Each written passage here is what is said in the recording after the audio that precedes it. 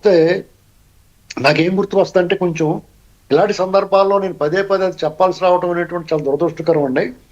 చానాళ్ళ క్రితం 10 ఏళ్ల క్రితం ఎప్పుడో కూడా ఒక సినిమా వచ్చిందండి 'అనగనగా ఒక రోజు' అని. ఉమ్, ఆ సినిమాలో ఒక అతను ఉంటాడు. అతను ఏం చేస్తాడంటే చిన్న చీటీల మీద ప్రశ్నలు రాసి పైకి గిరేస్తా ఉంటాడు దేవుడికి. అవును. నేను ప్రశ్నిస్తున్నాను నాకు సమాధానం ఇంకా రాలేదేటి అని. అతన్ని పిచ్చిగా ఫాలో అవుతూ ఉంటారు జనం కొంతమంది. అవును.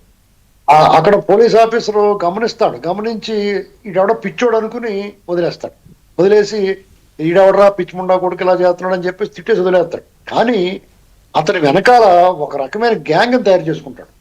సమాజంలో ఉన్నత వర్గాల నుంచి, నిమ్న వర్గాల నుంచి, మధ్య తరగతి నుంచి, మధ్య దిగువ మధ్య తరగతి నుంచి కూడా అతని భక్తులు, అతని ఆరాధకులు అది ఉంటారు. ఒక కల్ట్ ఫాలోవర్స్.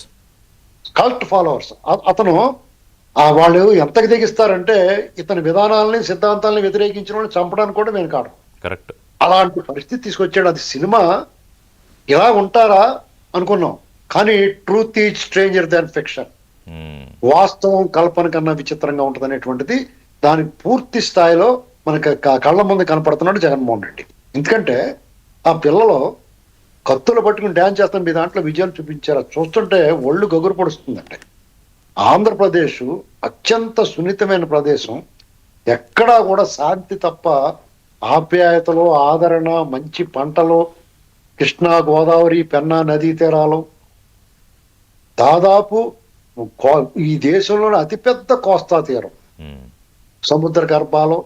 అసలు ఇటువంటి ప్రదేశం, కొండలు కోనలు, ఎంతో హాయిగా ఉండే ప్రదేశం. అదే ఎప్పుడు మనం శ్రీనివాసరావు గారు కాదు, ఆంధ్రప్రదేశ్ అంటే మీరు అన్నట్టు కళలు. ఒక విజయనగరం వెళ్తే ఒకటి మాట్లాడుకుంటాం, రాజమండ్రి వెళ్తే ఇంకోటి మాట్లాడుకుంటాం, గుంటూరు, విజయవాడ ఇంకోటి మాట్లాడుకుంటాం. ఇవన్నీ అసలు ఇప్పుడున్న జనరేషన్కి, వచ్చే జనరేషన్కి అవేమి తెలియవు. ఇంకో ఇవే గుర్తుంటాయి. ఇప్పుడు జగన్మోహన్ రెడ్డి గారు పుట్టిన కడప, రాయలసీమ, ఇలాంటి మేధావులకి అసలు అక్కడ వేమన్న పుట్టిన ప్రదేశం, మన దిశానిర్దేశం చేసిన పెద్దలు, సాహిత్య కళారంగాల్లో ఎంత ఉన్నతమైన వ్యక్తులు ఉన్నారండి. ఇలాంటి చోట అతను వచ్చి ఆంధ్రప్రదేశ్ ని అసలు చంద్రబాబు నాయుడు గారు కానీ కూటమి ప్రభుత్వానికి కూడా పెద్ద హెడేక్ అండి ఇది. ఎందుకంటే ఇతను ఆల్రెడీ 5 సంవత్సరాలు విధ్వంసం చేసి వెళ్ళిపోయాడు. ఈ 5 సంవత్సరాలు ఇతను చేసిన డిస్ట్రక్షన్, విధ్వంసాన్ని సరిచేయడానికి వాళ్ళకి తల ప్రాణం తోకొస్తుంది. అయినా సరే ఈ విషయంలో కేంద్రాన్ని మనం మెచ్చుకోవాలి. పూర్తి స్థాయి సహకారాలు అందించింది. రాష్ట్రాన్ని పునర్వైభవం దిశగా తీసుకెళ్ళడానికి రీస్టార్ట్ లో వాళ్ళ పాత్ర పూర్తిగా ఉంది, సింహభాగం ఉంది.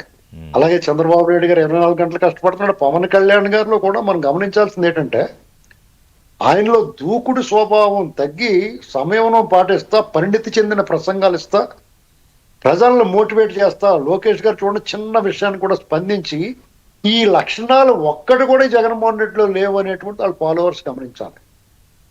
ఇప్పుడు నేను చెప్పదలుచుకున్నది అంటే గత 5 సంవత్సరాలు మాట్లాడుకున్నాం అతని గురించి, అతని అరాచకం, అవినీతి గురించి. ఈ సంవత్సరంగా కూడా మాట్లాడుతాను. నిన్నగాక మొన్న అతని కారు కింద ఒక మనిషి పడిపోయి చనిపోతే కూడా అతని తాలూకు నిర్లక్ష్యం చూసిన తర్వాత అతని పేరు తలడానికి కూడా అసహ్యం అవుతుందండి. ఇది గమనించాల్సిందే. ఆయన ఎక్కడ బాధపడలా అంటే అయ్యో ఇలా జరిగింది అని కూడా అనలా.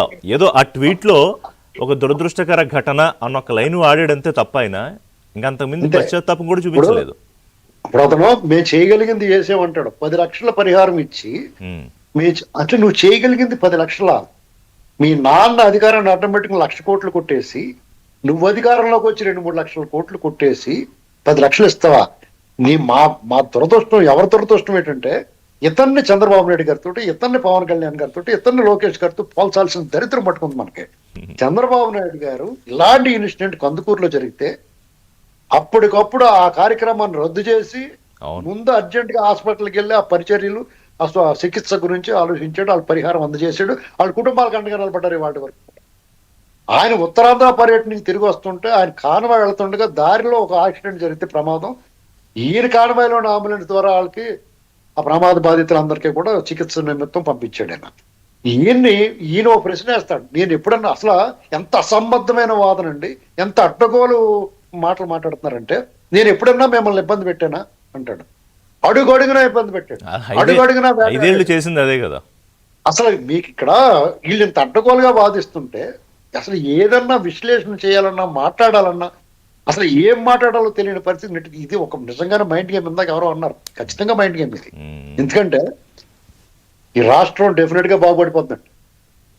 ఈ రాష్ట్రంలో ఈ 3 పార్టీలు కూడా మీకు పవన్ కళ్యాణ్ గారు నిన్న స్టేట్మెంట్, ఎవరన్నా అదురు లోపల బెదురు ఉన్న వాళ్ళకి మళ్ళీ Correct, ఒకసారి correct. చెప్పాడు. అవును. మేము 10 ఏళ్ళు కాదు 15 ఏళ్ళు కలిసి ఉంటాం, ఈ రాష్ట్రాన్ని వికసిత ఆంధ్ర వికసిత భారత్ వైపు నడిపించడానికి మేము కలిసి ఉంటా ఉన్నాం. దీన్ని నేను ఛానల్ క్రితమే చెప్పాను.